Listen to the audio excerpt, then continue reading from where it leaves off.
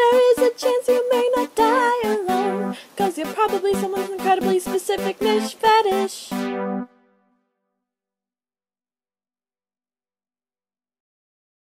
Hello to all the people. Do you think your friends are overrated? Do you like when someone has like a total 24/7 tab on what you're doing and who you're seeing and what you're eating?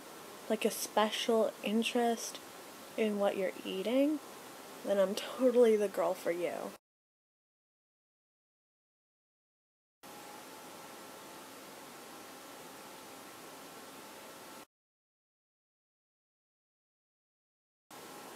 Gradients. Anything old-timey.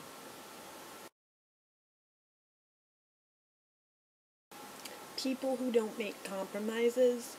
Like say, if I wanted to stay home and read an L. Ron Hubbard book, not trying to infer anything about my religious beliefs, but if I wanted to stay at home and read an L. Ron Hubbard book and you wanted to go out and party, you wouldn't stay home for me.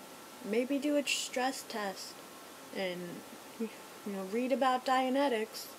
That'd be a huge turn-off for me. I hate people who don't know the difference between infer and imply.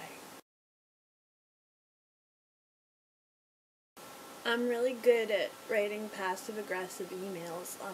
I wrote an email to my grandma. It said, "Dear Grandma, I really loved the bobble hat that you made for me. The baubles were really in style. I got a lot of compliments.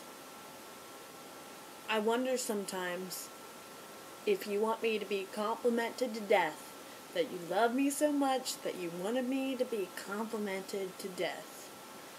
And I sent that to her. Well, I didn't send it to her so much as I printed it out. I sent it to myself first and I printed it out because she doesn't get email.